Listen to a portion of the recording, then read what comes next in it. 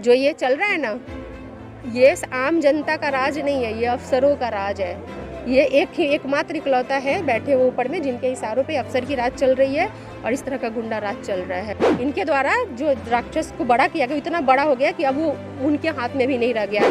तो इतनी सी भी उनके अंदर अगर कुछ बचा है तो उनको तुरंत गद्दी छोड़ देना चाहिए। उनको जनता से हाथ जोड़ करके माफ़ी मांगनी चाहिए कि मैं सरकार चलाने के लायक नहीं हूँ, मैं गुनाह को नहीं रोक पा रहा हूँ, कुछ भी मुझसे नहीं संभल रहा है, बिहार मुझसे नहीं संभल रहा है, मेरे बस की बाहर की बात है। अब नैतिकता का पालन करते हुए, मोरालिटी का पालन करते हुए मुख्यमंत्री को ये गद्दी इस घटना के बाद तुरंत छोड़ देनी चाहिए थी।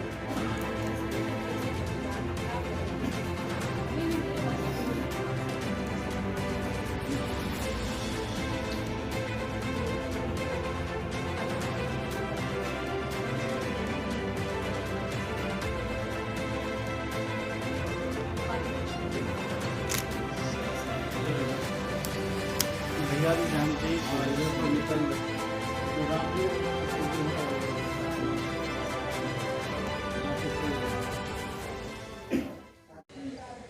सब कुछ सबके सामने है। जो जंगल राज बोल बोल के अपने पापों को, अपने कुकर्मों को जो सरकार जंगल राज का वास्ता देकर के छुपाती रही है, वो आज इस बच्ची की आंखों में आंखें डाल के मुख्यमंत्री जी कहेंगे कि तो ये अभी की बात नहीं है, जंगल राज में ऐसा होता था। अभी मुजफ्फरपुर वाला कांड, फिर दूसरा कांड, फिर अभी जो और घटनाएं पता चली, रोज रोज रोज हर रोज कब तक छुपाते रहेंगे। इनका एग्जाम्पल मैंने अभी दिया है कि ये अभी अपने आप को जो कहते हैं ना कि जंगल राज में अपने बातों को ये छुपाते रहे, अपने पापों को छुपाते रहे हैं। आज जो शासन है उसका एग्जाम्पल मैं देती हूँ। आज जो शासन है उसका एग्जाम्पल, उदाहरण वैसे सुशासन के रूप में नहीं दिया सकता है, उस रूप में दिया जा सकता है जहाँ बुलेट भी इनकी है, गोली भी इनकी है, गुनाहगार भी ये हैं और सज़ा भी यही सुनाते, फैसला भी यही सुनाते हैं। और वो ऐसा फैसला है जो कभी सुनाया जाता ही नहीं है। गुनाहगार जो है बेखौफ घूमते रहते हैं और यही वो बेखौफी अंदाज है जिसकी वजह से आज जितने भी गुनाहगार होते हैं बेखौफ तरीके से, इतना खतरनाक आप देख रहे हैं किस तरीके से ये बुलडोजर से घर को तोड़ा गया है, घर में घुस करके जिंदा जलाया गया। ये फिल्म का स्क्रिप्ट है, कहानी चल रही है स्क्रीन पे। ये सुशासन की सरकार जो अपने आप को कहती है, ये 16 साल का यही सुशासन का सरकार है। ये ना सुपरहिट फिल्म जो है ना, ये दे रही है हर रोज एक एक वोटर को वोट के बदले में मौत दे रही है ये सरकार। जिस तरह की घटनाएं घट रही हैं, आपको नहीं लग रहा है कि यहाँ पुलिस हो या जो भी हो, वो सिर्फ ऊपर के आदेश का पालन करती है, उनके इशारों पे चलती है। वरना ऐसा नहीं होता कि 5 मिनट के रास्ते पे पुलिस और वो घटनास्थल पे ना पहुँचे। ये बिना ऊपर के इशारे से नहीं चलता। ये भू माफिया या ये किसके, ये सरकार के द्वारा पनपाए गए होते हैं। इनके सरकार के संरक्षण में ये पनपते हैं और उनके ही संरक्षण का परिणाम है ये हादसा। पिता पहले मर चुके हैं, ये केस आज से नहीं चल रहा है। उसी दुख में इनके पिता की मृत्यु पहले हो चुकी है। एकमात्र कमाने वाला इकलौता भाई को जला के मार दिया गया। एक गर्भवती इनकी जो बहन थी, 8 महीने का बच्चा था, वो उसके शहीद पे जला करके मार दिया गया। क्या कहने सुनने को है? ये दिख रहा है, ये कहाँ, ये क्या इतने बड़े हादसे के बाद यहाँ पर उन्हें नहीं आना चाहिए था पीड़ित परिवार से मिलने के लिए? संवेदना नहीं है, मर चुकी है। हम लोगों ने हमेशा अपनी लड़ाई रखी है, सड़क से लेकर के सदन तक लड़ने का काम किया है।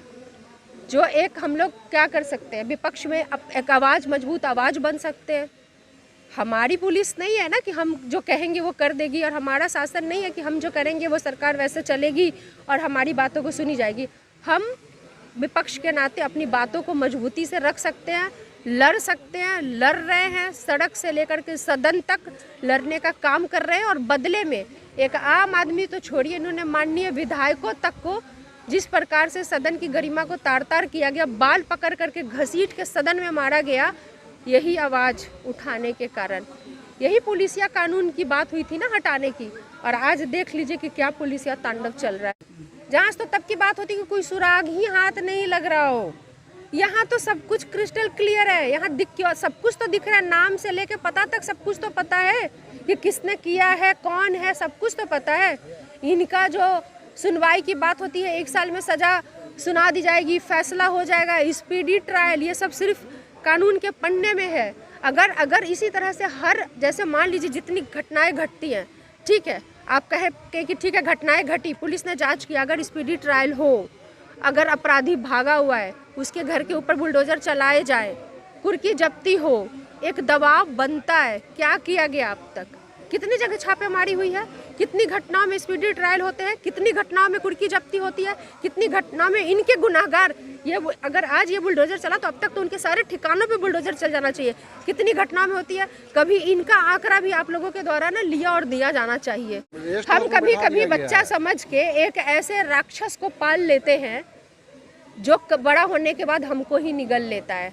ये मुख्यमंत्री नीतीश कुमार जी है ना, उन्होंने ऐसे राक्षस को बड़ा कर दिया है अपराध के रूप में कि आज वो उनको ही निगलने के लिए तैयार है। ये ऐसा जाइंट बन चुका है जो ये उनके ही पनपाया हुआ राक्षस उनकी ही सत्ता सहित उनको खाएगा, और आज फिर ऐसे ही गुंडाओं का राज होगा यहाँ पे इनके शासन में। तो मांग क्या करेंगे मैडम नीतीश कुमार जी? मांगते ही तो रहे हैं, हम तो यही तो पूछना चाहते हैं। मांग तो हाँ ठीक है, इसकी जांच होनी चाहिए, परिवार को नौकरी मिलना चाहिए, उनको मुआवजा मिलना चाहिए, घर कैसे चलेगा ये सोचना चाहिए।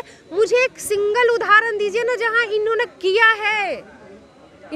है। हम उन नेताओं की तरह बात क्यों करें? हाँ हम ये मांग करते हैं, अरे मांग तो सब कर रहा है। अभी एमएसयू भी बैठे हुए बेचारे भूख हड़ताल पे, सब लोग जेन्युइनली, सब कंसर्न है। जो घटना घटी है हृदय विदारक के, उन्होंने उनको सुनना ही नहीं है।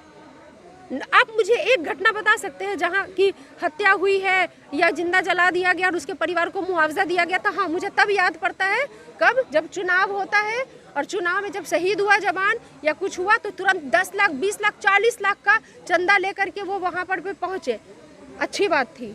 लेकिन उसके बाद जब यही मोहम्मदपुर में जब एक पुलिस का वो जब उनको मार दिया गया तो पैसे और नौकरी, ये तो बहुत दूर की बात है, कोई पूछने तक भी नहीं आया। और 1 साल के बाद भी जब मैं बेनीपट्टी परिवार से मिली तो वही हाल था।